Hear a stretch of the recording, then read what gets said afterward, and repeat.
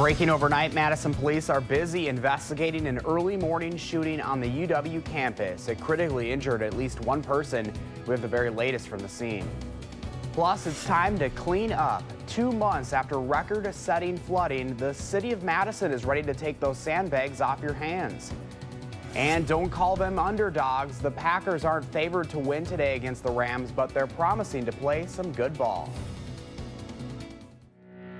This is News 3 This Morning Sunday. Good Sunday morning and welcome to News 3 This Morning Sunday. It is 6:30 on this October 28th. I'm Josh Spreiter alongside meteorologist Chris Reese. An active night overnight. We have a lot to talk to, and we're getting up to some wet roads out there. That's right. We still have some showers to come through before the day is over. We're also going to be talking about the wind that's coming into our area. Let's start with the radar right now, showing you just that round of rain that did move through. We're in a little bit of a break right now, so if you're in Madison, you're not going to notice any rain falling at the moment. But as we go further through your morning, we'll have some wraparound showers coming back into the picture, so you'll notice more chances for rain picking back up. So keep the umbrella handy. Temperature-wise, we're at 47 degrees right now, and we are going to hold steady with those temperatures in the 40s as long as we have the cloud cover around today. So I'm not really expecting temperatures to move all that much. Winds out of the west at 6 here, but check out Mineral Point. That's where the winds are coming at 28 miles per hour, and we are going to continue to watch the winds increase as we go through your Sunday. So for that reason, from Madison up through the Dells, down to Janesville, and points to the west, all under a wind advisory, and that will stay until 4 o'clock this afternoon. So do be prepared for yet another breezy day here in south central Wisconsin, along with a lot of cloud cover and chances for showers through the afternoon. Looks like a day maybe to be inside. It is one of those Sundays. All right, Chris, thank you. We begin this morning with breaking news from overnight. Madison police are investigating a shooting from early this morning on the UW campus that left a 21-year-old man in the hospital with a life-threatening injury. It happened in the State Street parking ramp on the 400 block of North Lake Street. That's across the street from the University bookstore. Officers responded at 2 o'clock this morning, found the victim, and brought him to the hospital.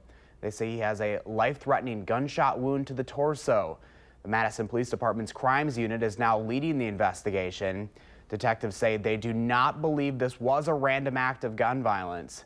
Madison Police will provide an update at 2:30 this afternoon, and we'll be sure to share that information when we get it on channel3000.com. A dozen people were arrested overnight at this year's Freak Fest on State Street, but Madison police say unlike in years past when the annual Halloween party had a history of getting out of hand, this time there were no major problems. More than 20,000 tickets were sold this year. Officers say most of the people arrested were cited and released for carrying alcohol openly on the street or for disorderly conduct. They credit 3 police departments, several Dane County agencies, the Madison Fire Department, and security for having a game plan ahead of time to make sure things didn't get out of hand. You pretty much can gauge when somebody's going to get crazy, and then you take care of that person alone rather than dealing with the crowd mentality. Security said one of the most difficult parts about the event was allowing people who live in the area to get in and out of downtown. This was the 13th Freak Fest here in Madison. Americans are once again grieving this weekend after a mass shooting in Pittsburgh. We ask that you join us as we honor the memory of the victims of this morning's tragedy at the Tree of Life Synagogue in Pittsburgh, Pennsylvania. As our nation grieves their loss and for their loved ones, we also express our commitment to each other to embrace the grace and values of tolerance, justice, and dignity that form the foundation of our common bond. That was a moment of silence held Saturday ahead of Game 4 of the World Series at Dodger Stadium in Los Angeles. A gunman killed 11 people during a shooting rampage at a Pittsburgh synagogue yesterday morning.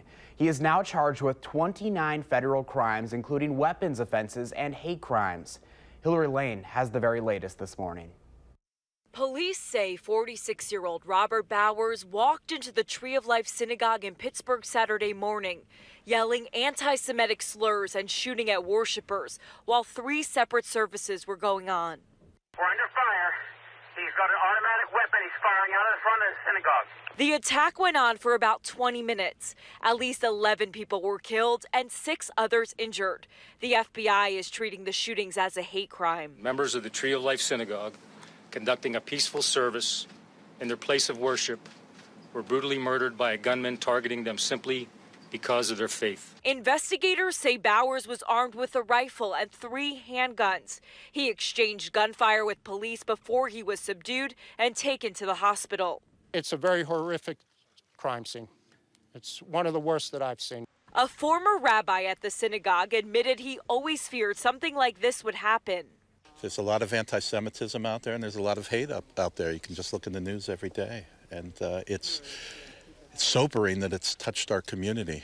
Investigators have not yet uncovered a motive, but they do believe Bowers acted alone. CBS News has learned he had recently posted anti-Semitic threats on social media. A neighbor said Bowers kept to himself. Nothing that would stand out. Not like the most terrifying thing is just how normal he seemed. President Trump condemned the attack during a speech in Indiana. This wicked act of mass murder is pure evil, hard to believe. Hundreds gathered for a vigil Saturday night to honor the victims. Hillary Lane, CBS News, Pittsburgh. The Anti-Defamation League called the shootings the deadliest attack on Jews in U.S. history. President Trump has ordered flags to fly at half-staff on all federal buildings through October 31st. Madison's Jewish community will be leading an effort this evening to bring people together and mourn the 11 people killed in Saturday's mass shooting at the Pittsburgh synagogue. The Madison Vigil for Grief and Interfaith Solidarity is scheduled for 7 o'clock this evening at First Unitarian Society on University Bay Drive. The service will be led by Rabbi Jonathan of Temple Bethel, who says people of all faith are encouraged to attend. Right now, Madison Mayor Paul Soglin is speaking out against violence. This is in response to the attack, as well as the pipe bombs delivered to Democratic politicians and CNN this week. We need to understand that the people like the pipe bomber or the shooter in Pittsburgh are very disturbed and troubled people. Frankly, their political affiliation or political views are not the issue. They're ill people who need to validate their existence through violence. They can be religious or political zealots, or just simple individuals like the assassin in Las Vegas. Governor Walker is also responding on Twitter saying, quote, "An attack against any American regardless of religious, political, or other beliefs is an attack against every American. I condemn the violence in Pittsburgh," end quote. Madison police are also say they are stepping up patrol at area synagogues. We're now just 9 days away from Election Day, and the 2 men looking to replace Paul Ryan in Congress are making one last pitch to voters. Brian Stile and Randy Bryce will meet face-to-face for a 1-hour debate tomorrow night in Janesville at the Rock County campus of UW-Whitewater. Polls conducted in the 1st Congressional District have tended to show a very close race, with neither candidate having a clear edge. The debate will be broadcasted live on the radio on 940 AM, 1230 AM, and 92.7 FM starting Monday night at 7.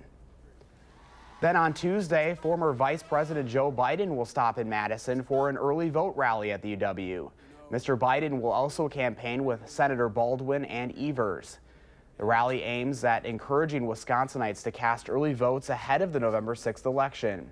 The event will take place at the Gordon Dining and Event Center. Doors will open at 9 a.m. Tuesday. If you're interested in attending, you're asked to RSVP online. New this morning, Dane County is in the middle of developing its budget for next year and is asking for your input on what should be included.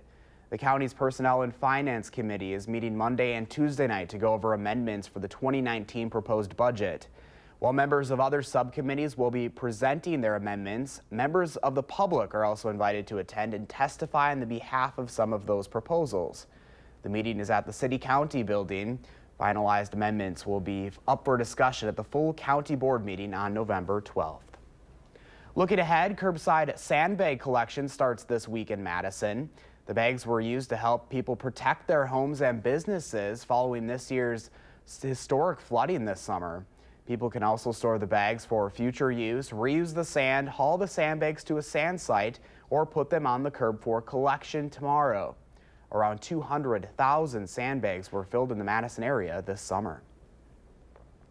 You can expect some delays tomorrow morning if your commute takes you through Beloit.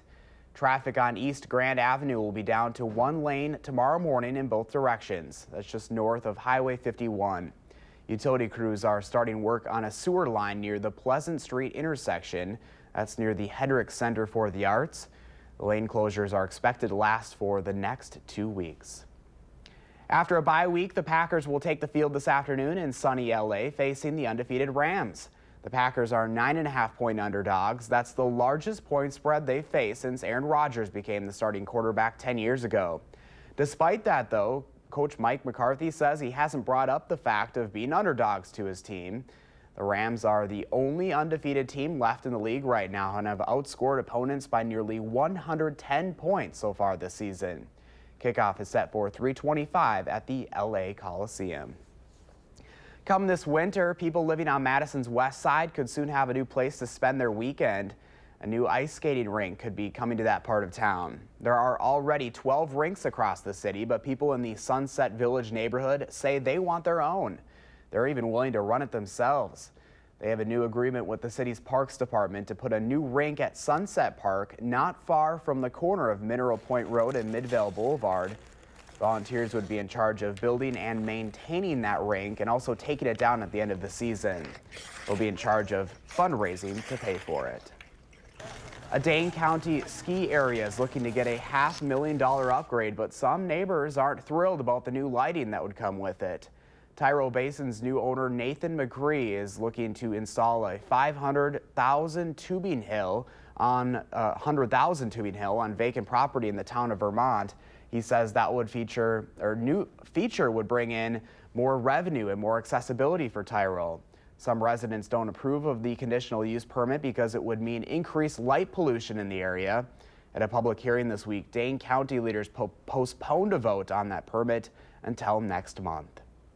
It is 6:42 this morning and a very wet start to your Sunday, with much of our area seeing some rain showers overnight.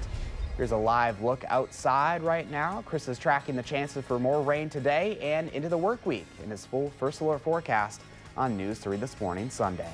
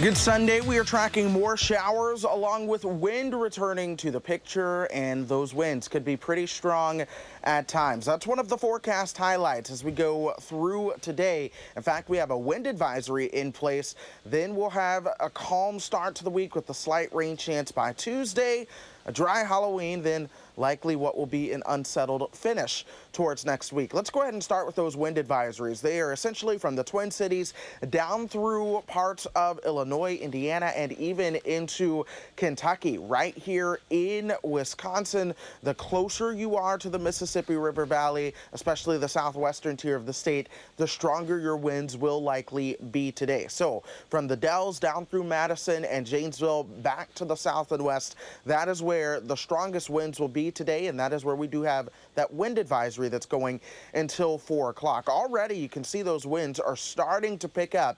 They're coming out of the south and west at 26 miles per hour in Mineral Point right now. Here in Madison, they are coming out of the southwest at 8 miles per hour. Temperature-wise, we're at 48 degrees right now. Oddly enough, that southwesterly wind helping to send some warmer temperatures into the area quite a bit. But we also do have cloud cover in place, and that's going to keep temperatures holding steady for the most part. We've also been tracking the rounds of rain through the area this morning. We're in a little bit of a break right now, but wraparound showers will bring more rain chances into the area today. So as we go into the afternoon, do expect more isolated rain chances and temperatures likely topping out right around 49 degrees. By the afternoon and evening, those rain chances will turn off as temperatures drop into the upper 30s for overnight lows. But this afternoon will be a windy period. We are looking at sustained winds from 15 to 25 miles per hour before they begin to relax as this region of low pressure departs across the northeast. We'll see sunshine through the first part of the week with rain chances returning by Tuesday night. Halloween does look dry, and then we'll have another chance for rain and snow as we head towards next weekend. That's where temperatures will struggle to get out of the 30s and into the low 40s for those highs. So it is an active period as we go through the next 7 to 10 days to round out the month of October and head into your November. But it's that time of the year where the pattern does get more active, and we'll see more and more storm chances coming our way. A lot of eyes on Wednesday, though, looking good. It does look good, so that is the good news. It's like you have a nice window between the 2 days there. Mother Nature doing us a solid. All right, Chris, thank you. My pleasure. Time right now is 6:48 this Sunday morning. A faded photo is one of the few memories one man had of his father, a sergeant killed during the Korean War, until now. After human remains were recently returned to the U.S., this man's dad was one of 2 missing servicemen who was positively identified. What this discovery means to his family and their future on News 3 This Morning Sunday.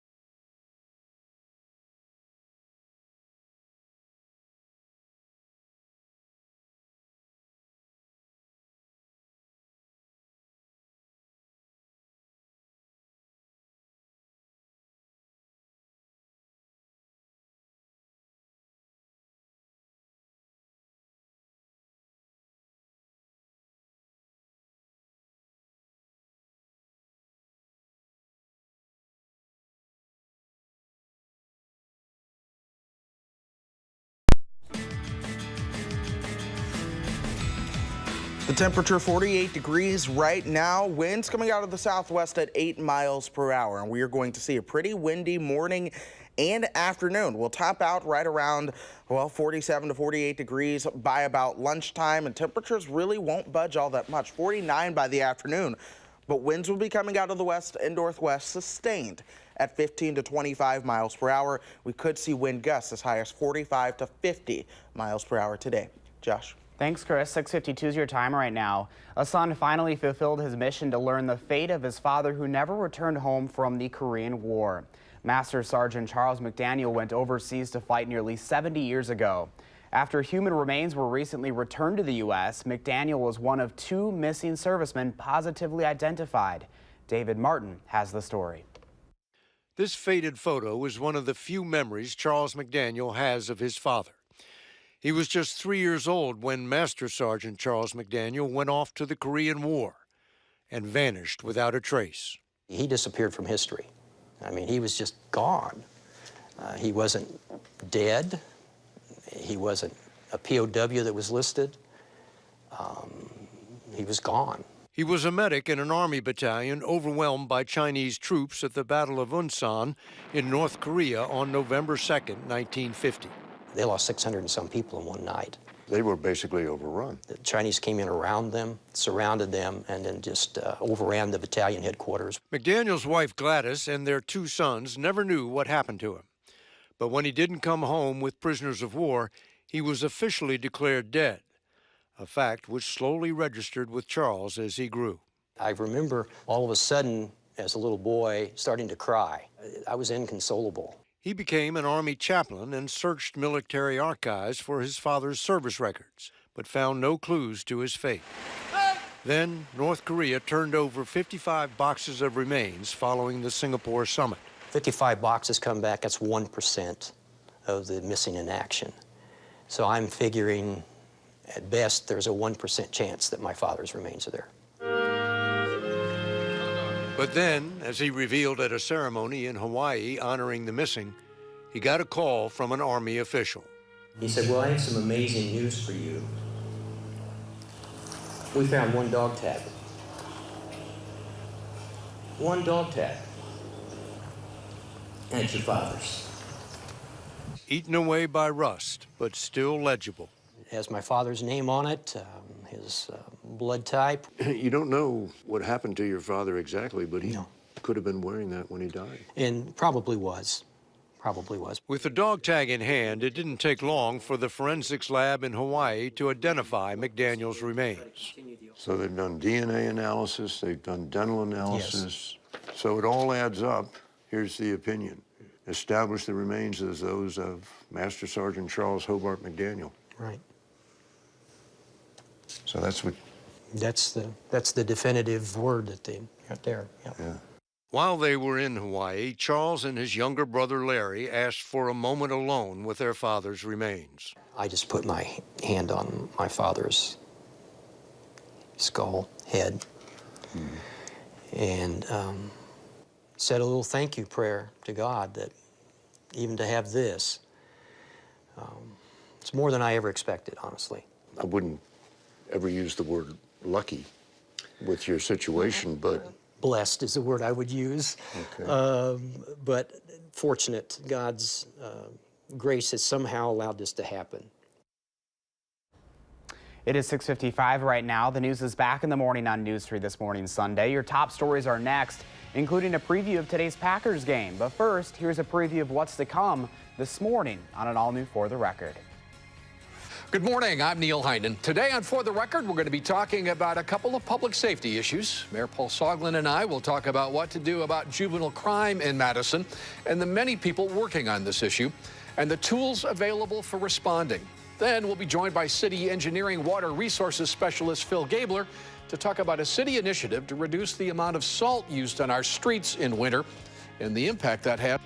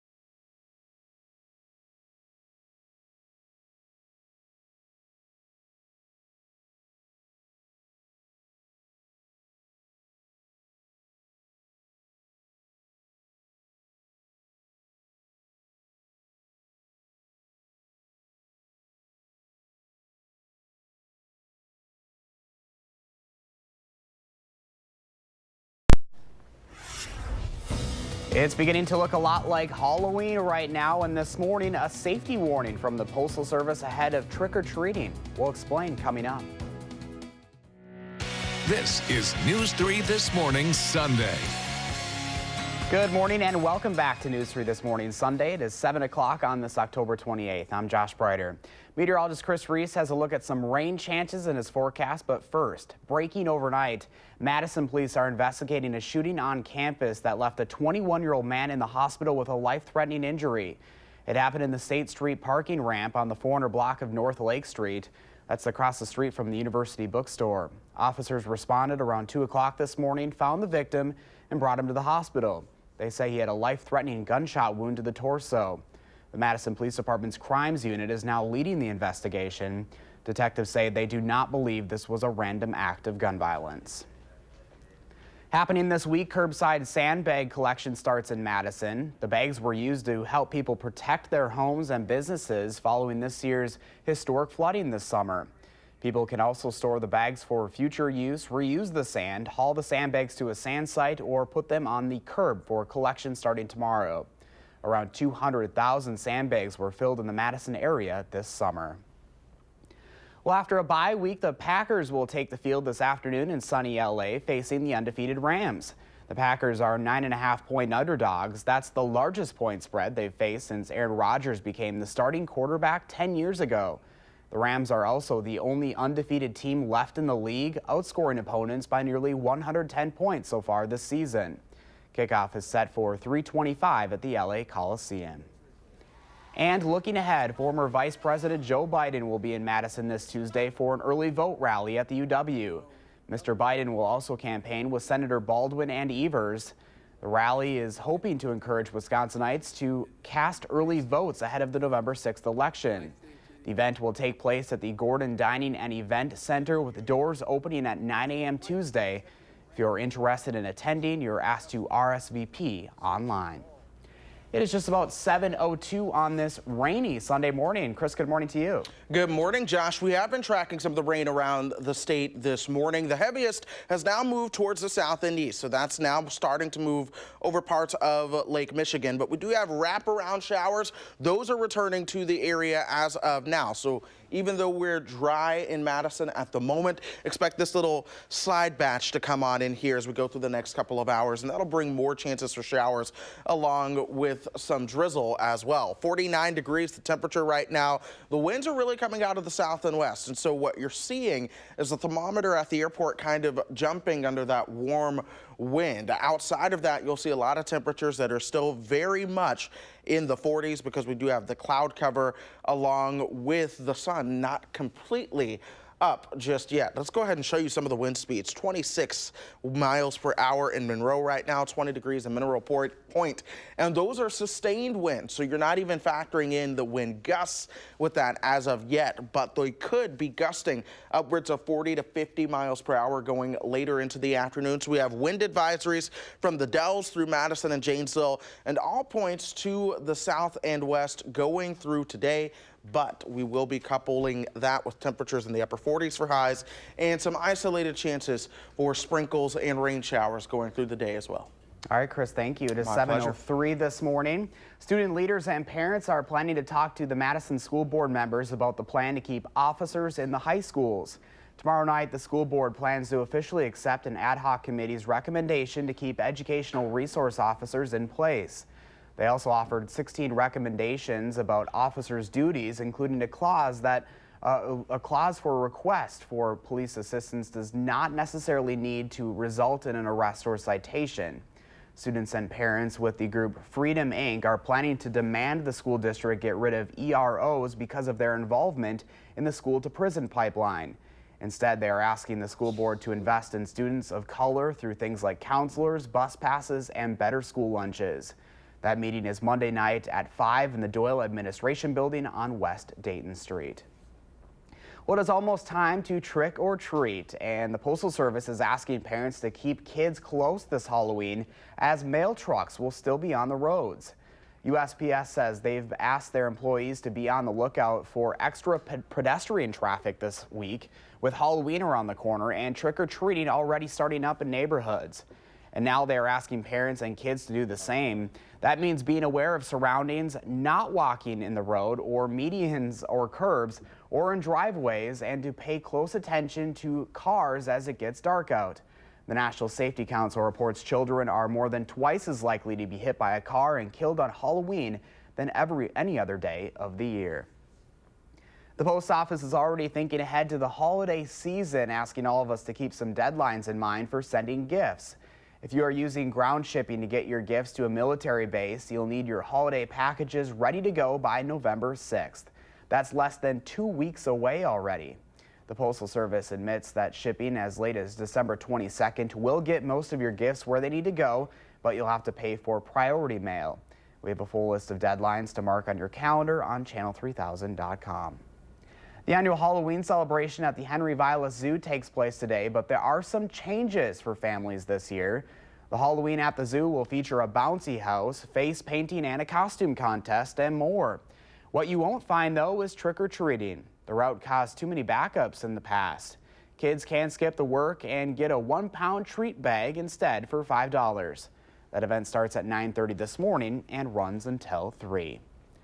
Based on the 2001 hit film of the same name, the Broadway musical Legally Blonde opened on Broadway in 2007. And this weekend it's showing at Stoughton High School. Michael Bruno goes backstage for the school's production of Legally Blonde.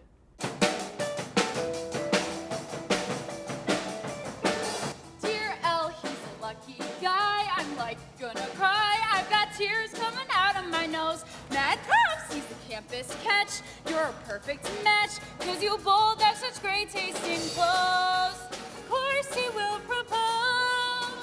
Elle is basically your typical college sorority girl in Southern California. And goes to UCLA for fashion merchandising. She has a boyfriend who wants to pursue a law career and goes off to Harvard, leaving Elle back home. And she decides to follow him to Harvard to win him back. He left her because she wasn't serious enough. And when she gets there, she realizes she needs to get serious in order to be with him.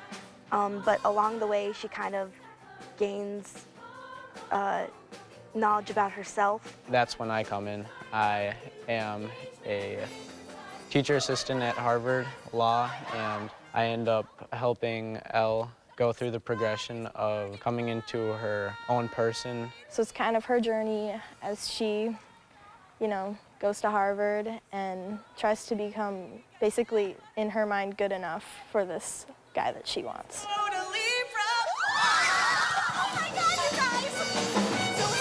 So how is this similar or different from the movie? It's pretty similar to the movie, except that it has like more musical elements, obviously, because it's a musical.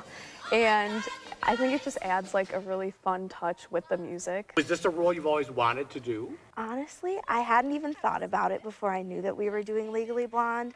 But right when Dee Dee told us that we were doing it, I knew like this is the character I wanted to play, because it's just a great way to like end off my high school musicals, and it's really amazing to be able to do this as a senior.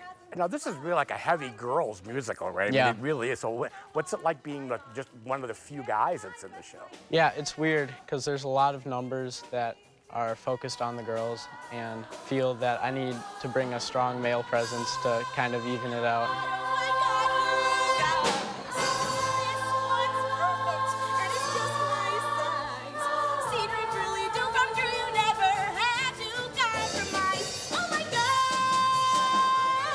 One final question we have to know. Are you legally blonde? Not technically. I'm brunette, but shh, don't tell. Oh my God, oh my God, oh my God. You guys. Oh my God. You have one more chance to see Legally Blonde in person. That's today at 2 o'clock at the Stoughton High School Performing Arts Center. You can get tickets at showtixforyou.com. You still have a chance to catch a show all about one of the biggest horse breeds today. This is the World Clydesdale Show. Once every 3 years, more than 600 Clydesdale horses compete for the title of world's best in a variety of classes, including hitch, halter, and riding. This year, a very famous team of Clydesdales came to cheer on the contestants. The horses have been a symbol of Anheuser-Busch and Budweiser since 1933. Their handler says traveling with the team is incredibly rewarding. People are all so joyed to be able to see them, and they bring such happiness. And when they're able to get right up close and personal to them and see how really beautiful and majestic they truly are. Today is your last chance to see the horse show in person. You can watch the Budweiser horses this afternoon in the main pavilion of the Alliant Energy Center. It is 10 minutes past 7 o'clock, and your Sunday is off to a soggy start, but will the rain chances continue all day? Here's a live look outside. A very cloudy morning out there. Been kind of a cloudy weekend.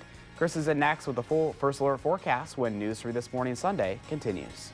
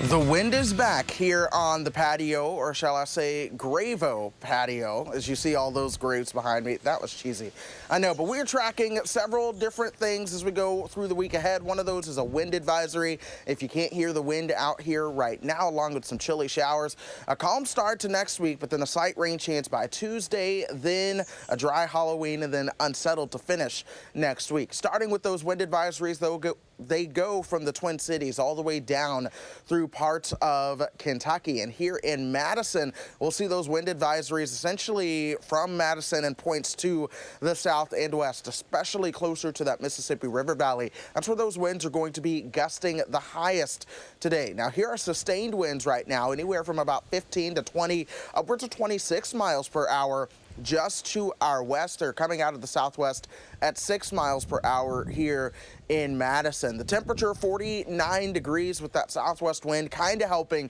the thermometer at the airport jump just a little bit. But as the sun rises and then you have the thick cloud cover in place, it's really going to be hard to truly get those temperatures to warm up. On top of that, we're already tracking another round of rainfall preparing to enter the area from the north and west. That's wraparound rainfall kind of sliding on through here. That's part of what's bringing those wind gusts that are higher to the western half of the state. But as we go through the rest of today, expect more chances for rain to come into the picture.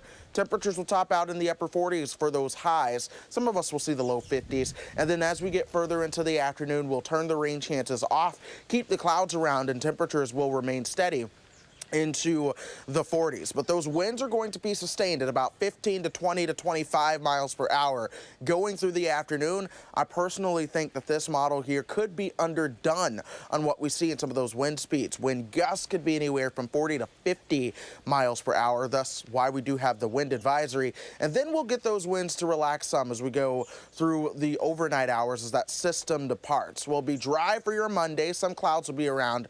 Through Tuesday, a system will develop mainly to our south, but we'll get on the northern fringe of that with some light rain on Tuesday night. Dry for your Halloween. Beyond that, then comes the next system in by the weekend that has the chance to bring both rain and snow to our area, and then we cool off. It'll be a struggle to get out of the 30s and into the low 40s by next weekend. We'll have another chance of rain and snow going into Sunday and Monday this time next week, Josh. I can hear that wind whipping out there this morning, too. The wind is whipping. A lot of these Halloween decorations behind me, if you all can see those, they're starting to fall down, so we're going to have to keep a close eye on those, but they're funny. They really are, just reading these gravestones. I'll post some on social media later. I'm hoping you're going to be able to make it back in and you're not going to be jumped out there. We'll see what happens. Just testing the luck out here. All right, Chris, thank you. My pleasure.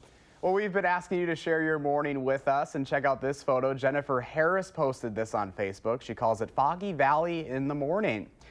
Beautiful picture there. Thank you so much for sharing, Jennifer. So what does your morning look like? Be sure to take a picture, post it to the Channel 3000 Facebook page, Instagram, or Twitter. Remember, you have to use that hashtag MyNews3Morning, and that's how we can pick out our favorites and show them right here on News 3 This Morning. Well, it sure wasn't a pretty field or a pretty sight at Ryan Field Saturday for the Badgers and their backup quarterback. With Alex Hornibrook out with a concussion, sophomore quarterback Jack Cohn made his first career start. He went 20 of 31, passing for 158 yards and a touchdown to Kendrick Pryor. The Badgers lost 31-17 to Northwestern, ending their 16-game win streak over Big Ten West teams. Their last Big Ten West road loss was in 2014 at Ryan Field. 7:17 this morning. As flu season arrives, there's new information on why last year's was so deadly and using technology to talk. The new service using iPads to help nonverbal students communicate. We're back right after this with Health Watch on News 3 This Morning Sunday.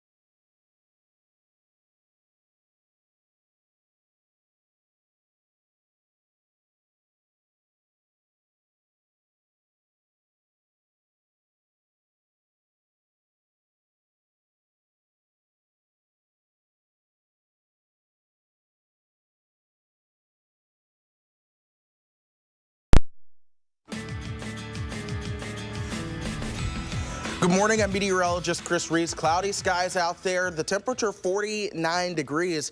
Now, the airport is reporting that the winds are calm, but I'll tell you what, it is quite windy out there, so that could be a fluke showing up there. But catch this, the pressure, 29.59, we really don't need to know what that means, but the FR stands for falling rapidly. That is why we are really going to see those wind gusts continue to pick up as we go throughout the day. It will be a very windy day. Temperatures are going to be in the upper 40s as we head towards the lunchtime hours and then stay there for the highs this afternoon. We will see rounds of showers today, but they will gradually come to an end as we head into the evening. Josh? Thanks, Chris.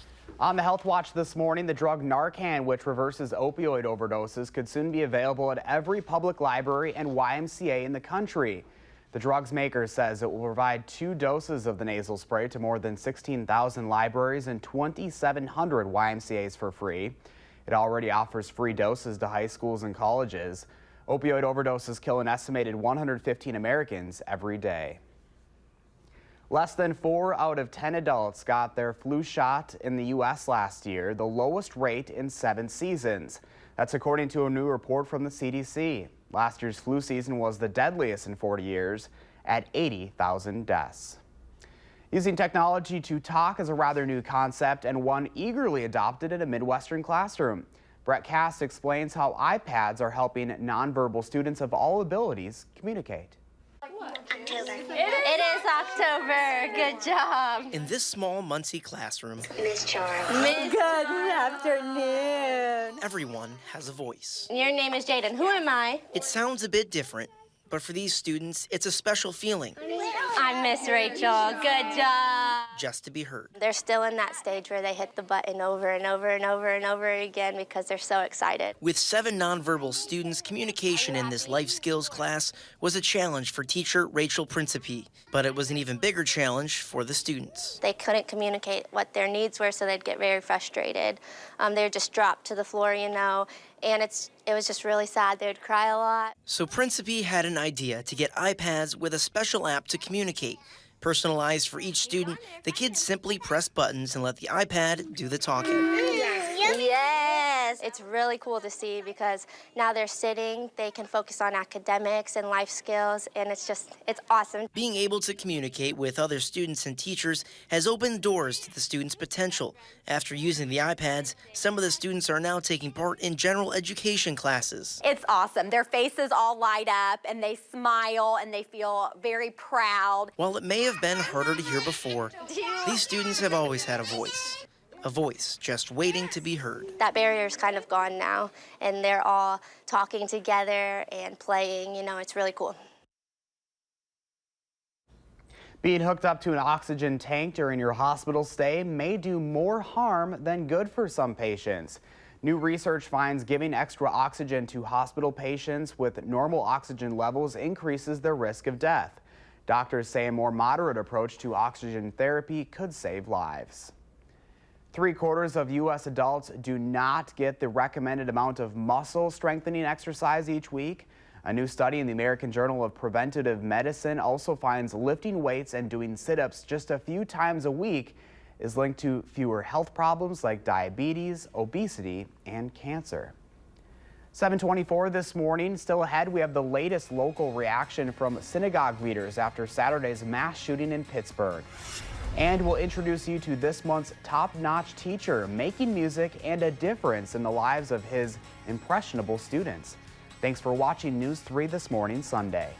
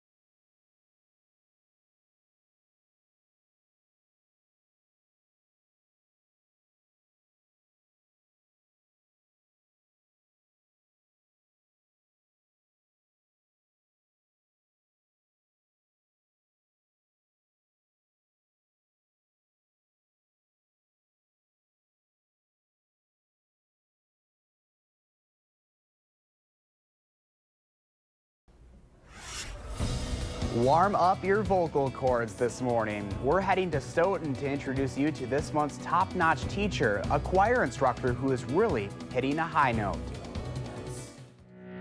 This is News 3 This Morning Sunday. Good Sunday morning and welcome back to News 3 This Morning Sunday. It's just about 7:30 right now on October 28th. I'm Josh Breiter. Meteorologist Chris Reese has a look at some rain chances in his first alert forecast in just a moment. But first, let's get right to what's happening right now. Madison's Jewish community will be leading an effort this evening to bring people together to mourn the 11 people killed in Saturday's mass shooting at a Pittsburgh synagogue. The Madison Vigil for Grief and Interfaith Solidarity is scheduled for 7 o'clock tonight at First Unitarian Society on University Bay Drive. The service will be led by Rabbi Jonathan of Temple Bethel, who says people of all faiths are encouraged to attend. Curbside sandbag collection starts this week in Madison. The bags were used to help people protect their homes and businesses following this summer's historic flooding. People can also store the bags for future use, reuse the sand, haul the sandbags to a sand site, or put them on the curb for collection tomorrow. Around 200,000 sandbags were filled in the Madison area this summer. The Postal Service is asking parents to keep their kids close this Halloween as mail trucks will still be on the roads. USPS says they've asked their employees to be on the lookout for extra pedestrian traffic this week, with Halloween around the corner and trick-or-treating already starting up in some neighborhoods. Right now, they are asking parents and kids to do the same. The National Safety Council reports children are more than twice as likely to be hit by a car and killed on Halloween than any other day of the year. The post office is already thinking ahead to December holidays, asking all of us to keep some deadlines in mind for sending gifts. If you are using ground shipping to get your gifts to a military base, you'll need your holiday packages ready to go by November 6th. That's less than 2 weeks away. The Postal Service admits that shipping as late as December 22nd will get most of your gifts where they need to go, but you'll have to pay for priority mail. We'll have a full list of the deadlines to mark on your calendar on the Channel 3000 mobile app. Send it over to meteorologist Chris Reese, who's in now, and he made it out of that wind. I did make it out of the wind, and thankfully out in time for the next batch of rain to move through the area as well. But you can already see the spin, but what we're looking at is this region of low pressure that's tracking right on top of Wisconsin and diving to the south and east. That brought the rains earlier during the overnight hours, and that's starting to bring the wraparound rains to parts of the area as well. So Lone Rock and down towards Platteville, you guys are starting to get in on the next round of rain. Here in town, we still have a lot of cloud cover out there, but no rain exactly falling at the moment. Air pressure, however, is falling rapidly, and that's part of why we are seeing those wind gusts continue to intensify as we go through the morning. Now, sustained winds are coming out of the west at 6 miles per hour, if that's easy enough to believe there, but down towards Platteville, sustained winds are already at 22 miles per hour. Gusts will be substantially higher at anywhere from 45 to 50 miles per hour today. For that reason, we do have the wind advisory in effect, and that wind advisory will be staying in effect until 4 o'clock today. Temperatures will also be staying in the 40s with chances for rain and some drizzle going throughout the day. In terms of first alert traffic, if you are headed out for your Sunday morning, things are looking smooth. Right now, here's the Beltline at Verona Road. No major issues are showing up there or across the city of Madison as a whole. As we zoom out across Dane County, some slowdowns are showing up between about Middleton and Prairie-du-Sac, but for the most part, traffic is moving very smoothly this morning. Josh. All right, Chris, thank you. We want to get back to that breaking news from overnight right now. Madison police are investigating a shooting on the UW campus that left a 21-year-old man in the hospital with a life-threatening injury. It happened in the State Street parking ramp on the 400 block of North Lake Street. That's across the street from the University bookstore. Officers responded around 2 o'clock this morning, found the victim, and brought him to the hospital.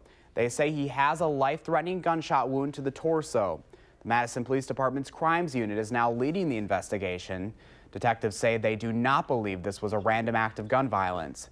Madison Police will update us at a conference this afternoon at 2:30. We'll be sure to share that information when we get it on channel3000.com. Well, we all know music brings people together, and the choir director at Stoughton High School is proving music is a universal language. Our Charlotte DeLeste brings us his story in this month's Top Notch Teacher. 2 and up.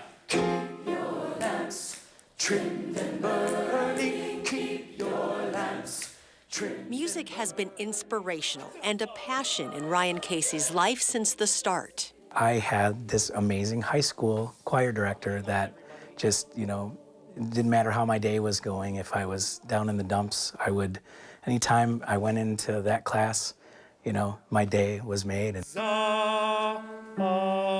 Now, as a teacher, Casey carries his own students with the same tune. Keep your lamps. He has served as the choir director for 18 harmonious years at Stoughton High School, and in that time learned something himself, that music really is the universal language and a way to communicate with even the quietest of teens. Blow your trumpets, angels, and arise from death. There are so many students that are in that choir you saw today that, you know, that they're shy and they have anxiety, and this really makes them, you know, it makes them whole, and they look forward to expressing themselves through music. Tenors.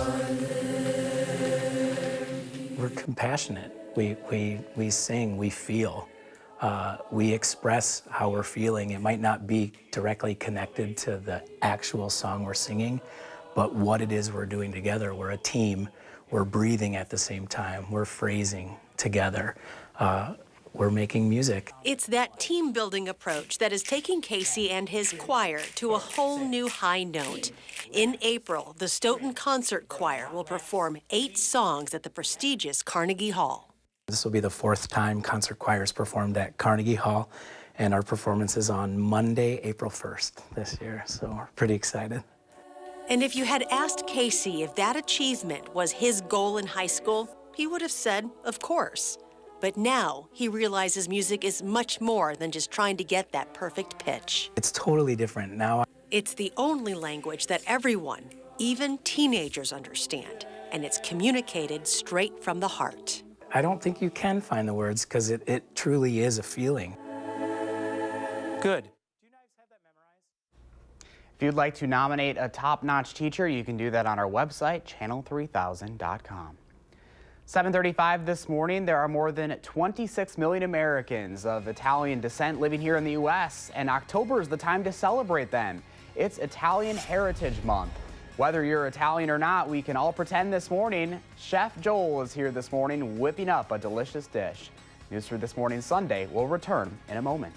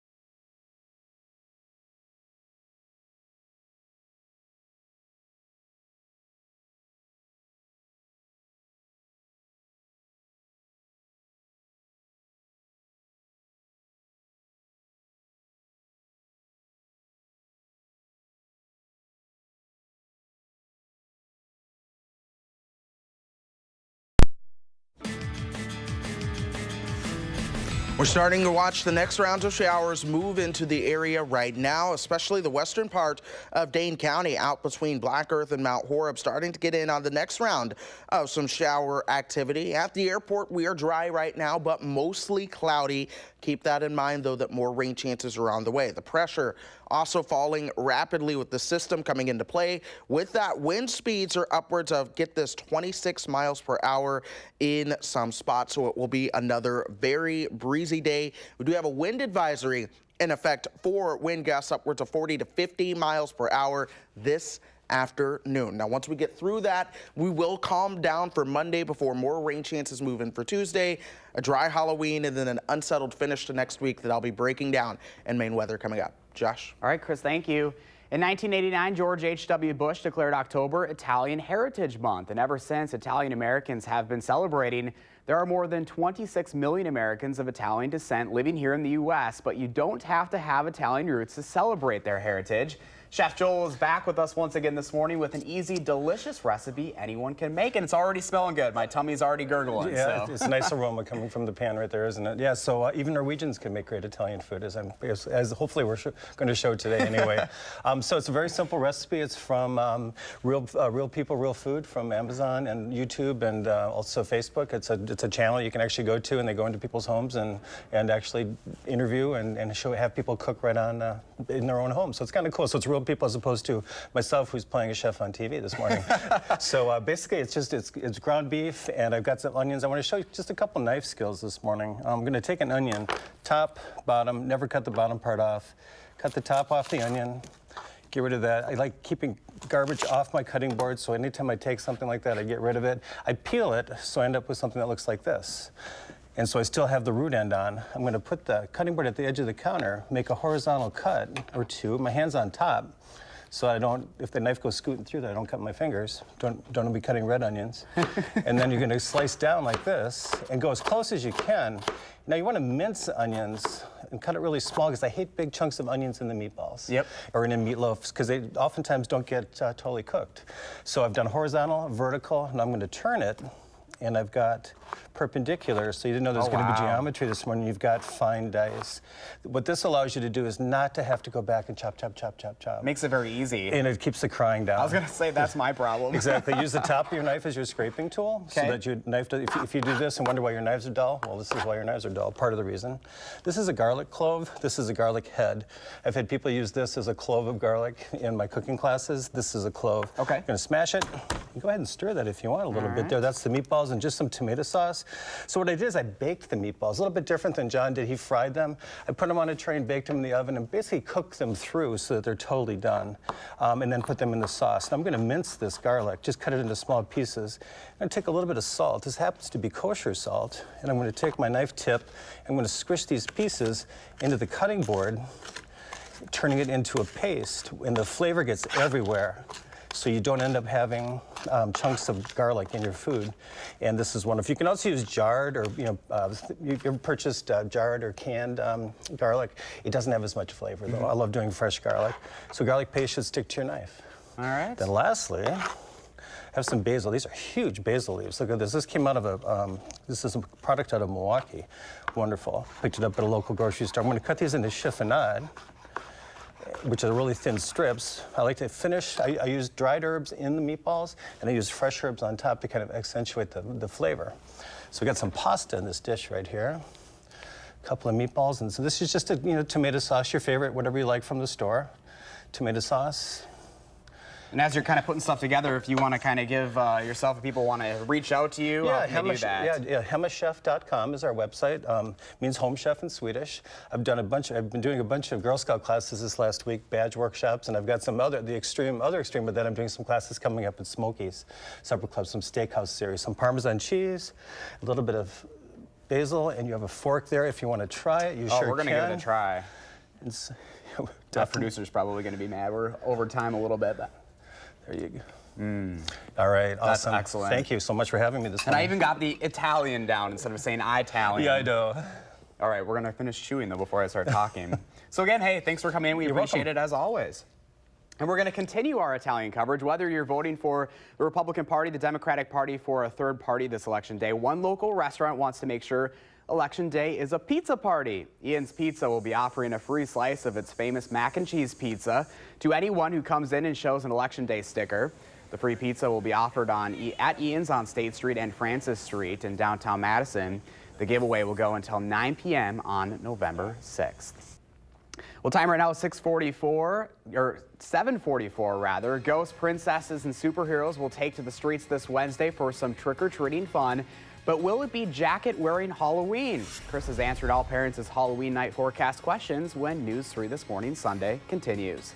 But first, let's look who's 3 today. Happy 3rd birthday to Ryder and all the other kiddos turning 3 years old. We'll be right back.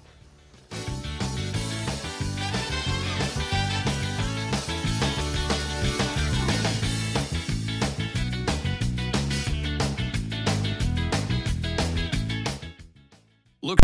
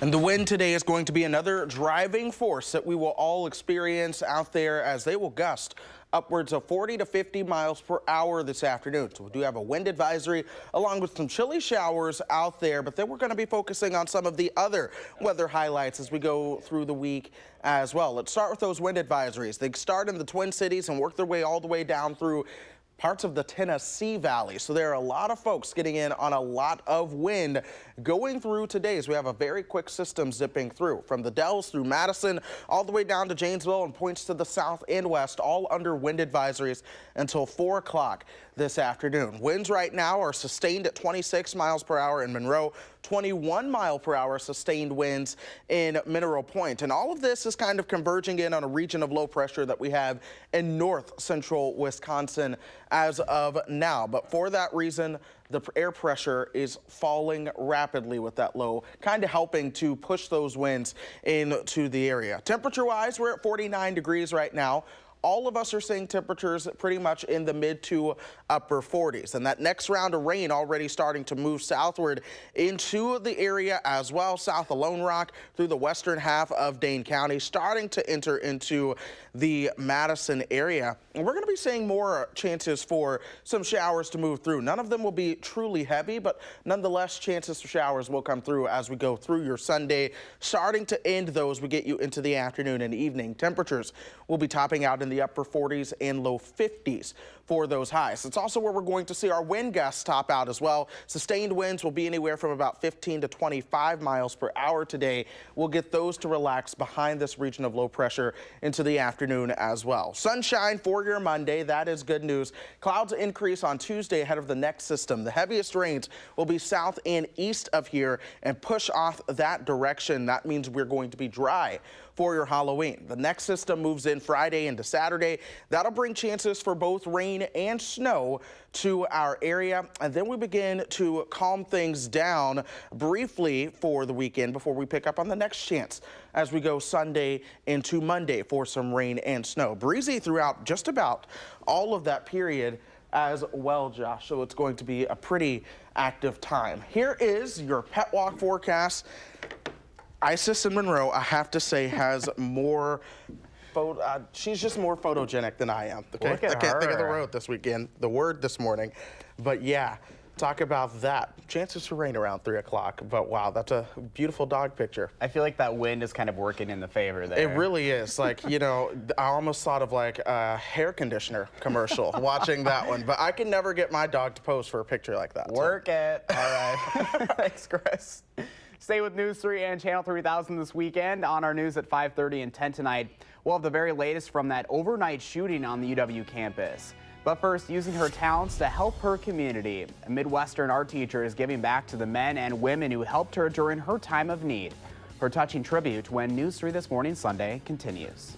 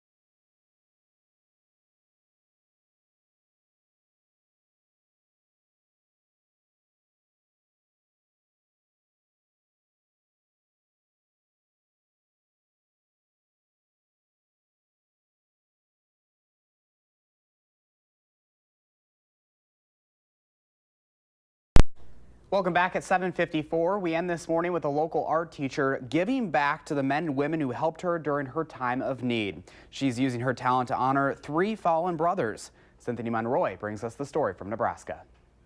Through the halls of the Dakota City Fire Department, a piece of artwork is giving a sound to 3 fallen firefighters. It's something I can't even put words to.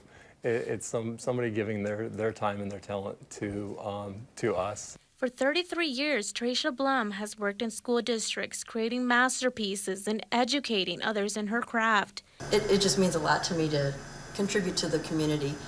But these past weeks, she's dedicating her time to painting a kneeling firefighter, honoring 3 fallen brothers from the department, Lowell Satterwhite, Andy Zalmay, and Eric Speck. Each of them were leaders in their own way. Each of them had many talents in their own way, and each of them loved giving to their community.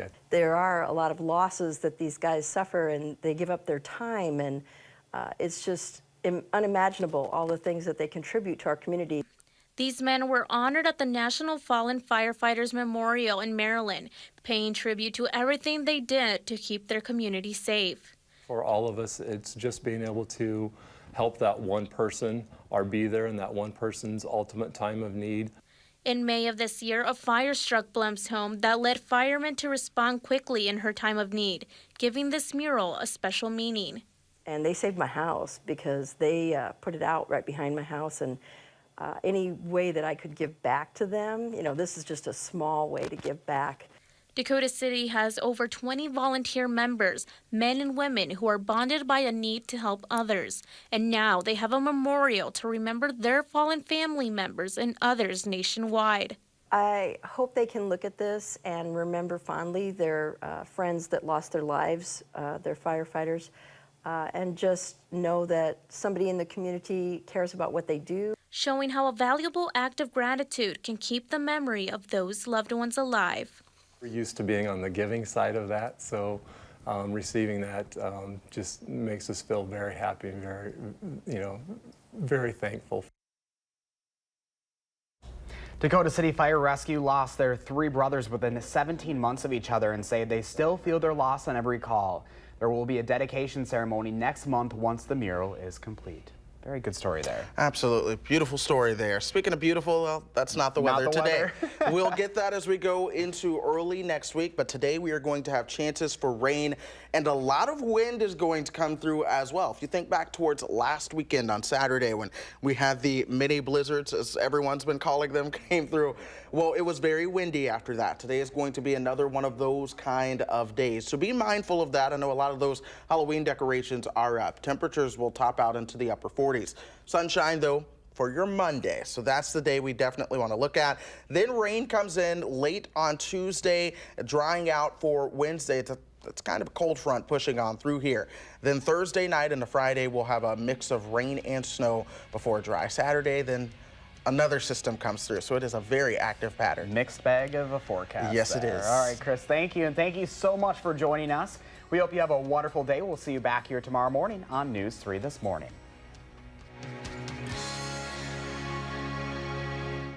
Making plans that are weather dependent? Get an accurate 12-hour, even a 10-day forecast. Download the Channel 3000 First Alert Weather app and start planning.